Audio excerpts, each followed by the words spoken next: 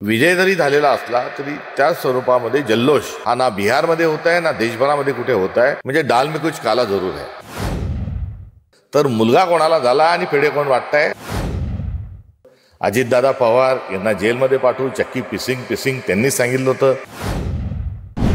एकंदरीत बिहारच्या निवडणुकीला जी ओटो चोरीचा आणि मतदार यादीचा जो मुद्दा होता अलबत्ता तो आपल्या ठिकाणी कायम आहे. आणि त्या अनुषंगानं जे 70 लाख मतदान हे वगळण्याच्या अनुषंगानं आणि जवळपास तेवढंच मतदान वाढवण्याच्या अनुषंगानं झालेले जे आरोप आहे याची कुठल्याही प्रकारची शहानिशाही झालेली नव्हती. आणि सदरच्या पार्श्वभूमीवरच हा निकाल आलेला आहे. त्यामुळे निकालाला निकाल म्हणून स्वीकारणं हे तांत्रिक दृष्टिकोनातून जरी कुठेतरी योग्य वाटत असलं तरी नैतिक दृष्टिकोनातून आणि झालेल्या धांदलीच्या आणि मतचोरीच्या अनुषंगानं हे अवघड आहे. महाराष्ट्राच्या मुख्यमंत्र्याला आम्ही चोमू मुख्यमंत्री म्हणतो, म्हणजे मतचोरी करून झालेले मुख्यमंत्री म्हणतो. आता तसंच चोमू हे बिहारचे मुख्यमंत्र्याला म्हणावं लागेल अशी एकंदरीत परिस्थिती आहे. महाराष्ट्र, हरियाणा आणि आता बिहार हे एकाच पॅटर्नमध्ये जे निकाल लागतात आहे हे कसे लागू शकतात हे आश्चर्य सर्व स्तरातून व्यक्त होत आहे. आणि विजय जरी झालेला असला तरी त्या स्वरूपामध्ये जल्लोष हा ना बिहारमध्ये होत आहे ना देशभरामध्ये कुठे होत आहे. म्हणजे डाल में कुछ काला जरूर है. महाराष्ट्राच्या निवडणुकीमध्ये होण्याचा संभव अजिबात कुठल्याही परिस्थितीत नाही. मतचोरीच्या संदर्भात आम्हाला सतर्क राहिलं पाहिजे ही बाब अधिक प्राकर्षानं या निमित्तानं लक्षात आलेली आहे. महाराष्ट्र हा जातीपाती धर्माच्या पलीकडे महाराष्ट्राचा एकंदरीत सांस्कृतिक ठेवा आहे. करिता महाराष्ट्राला आपण पुरोगामी महाराष्ट्र म्हणतो. संतांची भूमी आहे, शिवशाहू फुले आंबेडकर गाडगे महाराजांची भूमी आहे. आणि या भूमीमध्ये आपण धर्मावर जातीवर नव्हे तर आपला राजकीय जे आपलं भान आहे आणि जाण आहे ही वेगळी आहे. आणि बिहारमध्ये एकंदरीत त्या ठिकाणचा जातीवादाचा असणारा संदर्भ नरसंहार हे स्वातंत्र्याच्या पूर्वीच्या काळातही होते. कुठे जानवं घालण्याचा हक्क हा ओबीसी समाजाने आहे म्हणून जानवं घातलं तर त्यांनी का घातलं म्हणून त्यांचाही नरसंहार झालेला आहे. तो पुढे चालून 77च्या काळामध्ये समाजवादी जेव्हा आंदोलन उभं राहिलं तेव्हा जेनेवा तोडो भारत जोडो ही भूमिका मांडल्या गेली. एकंदरीत बिहारचा जो एकंदरीत सामाजिक तिथलं जे आशय आहेत आणि महाराष्ट्र त्यामध्ये खूप मोठी तफावत आहे. सामाजिक, सांस्कृतिक आणि आर्थिक हा बदल असल्यामुळे तंतोतंत महाराष्ट्रामध्ये काही होऊ शकणार नाही असा विश्वास वाटतो. भाजप हा स्वतःच विजयी झाला आहे या आविर्भावामध्ये राहतोय. या गोष्टीचं मला हसू येतं. याचं कारण असं की राष्ट्रीय स्वयंसेवक संघाच्या विरोधात असणारे जे मुख्यमंत्री आहेत त्या मुख्यमंत्र्यांचा जनता दल हा विनोबाजींच्या आणि जयप्रकाश नारायणजींच्या यांच्या विचारातून तयार झालेला हा विचार आहे. हा सेक्युलरिझमला वाढणारा विचार आहे. हा राष्ट्रीय स्वयंसेवक संघाला सातत्याने कोसणारा लोहियांचा विचार राहिलेला आहे. आणि त्या विचाराला सोबत घेतल्यानंतर आणि एवढंच नाही तर रामविलास पासवान हे देखील दलितांचे नेते होते. आणि दलित हा संपूर्ण वर्ग आणि हे एकंदरीत असणारी स्थिती ही RSSच्या विरोधात राहिली आहे. तुम्ही संघाच्या विरोधात असणाऱ्या लोकांना सोबत घेऊन विजय प्राप्त करता आणि हा विजय एकट्या भाजपचा आहे सांगता. अहो, तुमच्या जागांपेक्षा अधिक जागा ज्या आहेत तुमच्या मित्रपक्षांना मिळालेल्या आहेत ते भाजपच्या विचारसरणीवर त्यांचा अजिबात विश्वास नाही. राष्ट्रीय स्वयंसेवक संघाला ते अजिबात कुठल्याच प्रकारे त्यांच्या तत्त्वज्ञानाला मारायला तयार नाही. आणि या अर्थानं जर आपण बघितलं तर मुलगा कोणाला झाला आणि पेढे कोण वाटताय असं एकंदरीत भारतीय जनता पक्षाचं हे वावरण आहे असं या ठिकाणी सांगावं लागेल.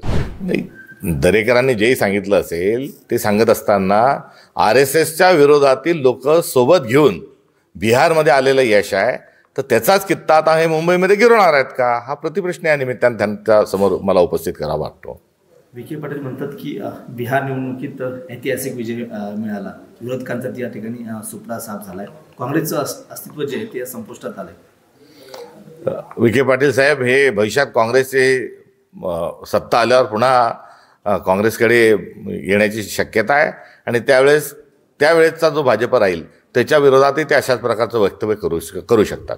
याआधी अजितदादा दोनदा गृहमंत्री अमित शहांना भेटले होते आणि त्याचा झटका त्यांना जो आहे हा पुण्यात लागलेला आहे.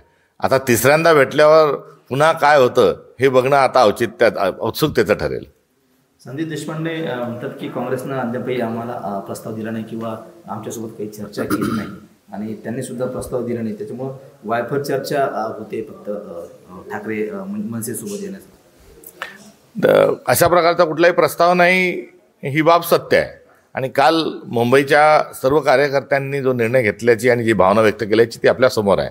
त्यामुळे त्यांचा पक्ष वेगळा आहे, आमचा पक्ष वेगळा आहे, आणि आमच्या पक्षाची ध्येयधोरणं आम्हाला आणि त्यांच्या पक्षाची ध्येयधोरणं त्यांना ठरवण्याची मोकळीक आहे. त्यामुळे या दोन गोष्टींना एकत्र करून महाराष्ट्राच्या राजकारणाकडे आणि मुंबईच्या निवडणुकीकडे पाहण्याची अजिबात आवश्यकता नाही. देशपांडे असे म्हणतात की बिहार निवडणुकीनंतर काँग्रेसनं आत्मचिंतन केलं पाहिजे. जरूर आत्मचिंतन प्रत्येक निवडणुकीनंतर केलं पाहिजे. मात्र एकट्या काँग्रेसनेच आत्मचिंतन करून भागणार नाही. सर्वांनीच आत्मचिंतन केलं पाहिजे आणि राजकीय पक्षांच्या पलीकडे आता लोकशाही वाचवण्याच्या दृष्टिकोनातून नागरिकांनी आत्मचिंतन केलं पाहिजे. ही काळाची आवश्यकता आहे. मुख्यमंत्र्यांच्या वक्तव्याला गांभीर्याने घेण्याची गरज नाही, कारण लाडकी बहिणीला 1,500चे 2,100 करू त्यांनीच म्हटलं होतं. शेतकऱ्यांची संपूर्ण कर्जमाफी करू त्यांनीच म्हटलं होतं. अजितदादा पवार यांना जेलमध्ये पाठवू, चक्की पिसिंग त्यांनीच सांगितलं होतं. वेगळा विदर्भ झाल्याशिवाय लग्न करणार नाही हे देखील त्यांनीच सांगितलं होतं. त्यामुळे त्यांच्या कुठल्याही वक्तव्याला फार गांभीर्याने घेण्याची आवश्यकता नाही. जरूर ती जी काही बाजू आहे ती तपासून घेतली पाहिजे. ज्या महिला आयोगाच्या अध्यक्ष आहेत ह्या स्वतः अगदी न्यायमूर्ती असण्याच्या थाटात त्या सर्वदूर फिरतात.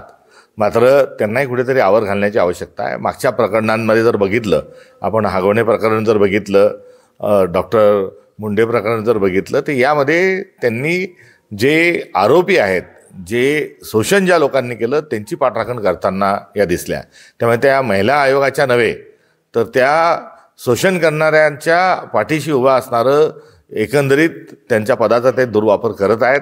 त्यामुळे त्यांनी पहिले महिला आयोगाला च्या गरिमेला अभिप्रेत असणारं कामकाज त्यांनी करावं, ही एक अपेक्षा त्यांच्याकडून राहणार आहे. शरदचंद्र पवार साहेबांचा आणि एकंदरीत प्रवरा परिवाराचा विरोध हा सर्व महाराष्ट्राला माहिती आहे. त्यामुळे ते त्यांच्या जुन्या असणाऱ्या एकंदरीत स्पर्धेच्या माध्यमातून त्यांनी केलेले वक्तव्य हे राजकीय वक्तव्य नसावं. चंद्रकांत खैरे म्हणतात की निवडून येण्यासाठी तडजोड सोडून द्या, नाही तर भाजप पुन्हा डोक्यावरती बसेल. काँग्रेसने अजूनही युतीचा निर्णय दिलेला नाही. कोण म्हणाला? चंद्रकांत खैरे. खैरे साहेबांनी परवा एक अनावश्यक वक्तव्य केलं होतं. त्यामुळे बिहारच्या निवडणुकीशी कुठलाही संबंध नसताना त्यांनी त्यांचं वक्तव्य केलं. आम्ही मुळात ज्या 60 जागा लढलो त्या लढत असताना आम्ही मागितलेल्या जागा आम्हाला मिळाल्या नाहीत. वेळेवर ज्या जागा दिल्या त्या अलबत्ता आम्ही त्या स्वीकारल्या. मात्र आम्हाला दिलेल्या जागेतून जे काही 9% मतं मिळाली, ही मिळालेली 9% मतं ही कुठेतरी निश्चित चिंताजनक आहे. आणि आमच्यासाठीच नव्हे तर मित्रपक्ष म्हणूनच देखील हा सगळा आकडेवारी त्या ठिकाणी आहे. मुख्यमंत्री आधी ठरला होता, ठरलेल्या वेळेवर जाहीर केला होता. मात्र काही माहिती नसताना त्यांनी बोलण्याची कुठल्याही प्रकारची आवश्यकता नाही.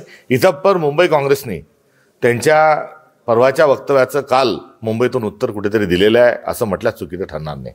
गृहमंत्र्यांच्या जिल्ह्यामध्ये गुंडांना ही पदं दिल्या जातात, हा तिथला असणारा इतिहास आहे.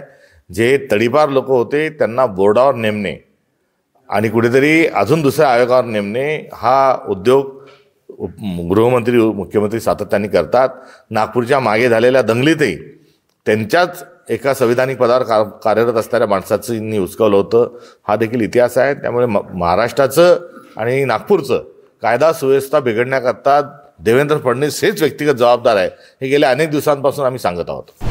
नाही, एकंदरीत विवाह जी पद्धती आहे या विवाह पद्धतीमध्ये एक मोठा बदल झालेला आपल्याला आढळून येतो. आणि या पद्धतींना कुठेतरी आवर घातला गेला पाहिजे. अशा प्रकारची एकंदरीत सामाजिक आजची परिस्थिती आहे. त्यामध्ये लग्नांचं प्रारूप स्वरूप हे जे बदलत चाललेलं आहे आणि त्याच्यामध्ये जो लावाजमा आणि ज्यामध्ये नसत्या गोष्टी ज्या आपल्याला टाकल्या जातात आहे, हा आपला सांस्कृतिक ठेवा नाही. साधं सोपं सरळ पद्धतीने विवाह झाले पाहिजे, ही एक मोहीम महाराष्ट्रात सुरू करण्याची आवश्यकता आहे. आणि या विवाह प्रसंगाच्या निमित्तानं ही चर्चा ही आता जोर पकडताना दिसून येते.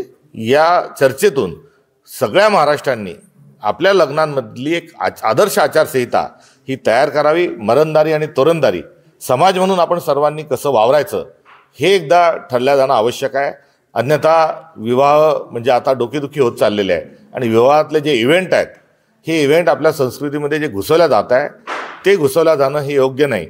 एवढंही आज समाजाची असणारी जी मनस्थिती आहे त्या मनस्थितीला पुढे घेऊन जाण्याची आवश्यकता आहे आणि त्यातून एक निर्णय घेण्याची आवश्यकता आहे.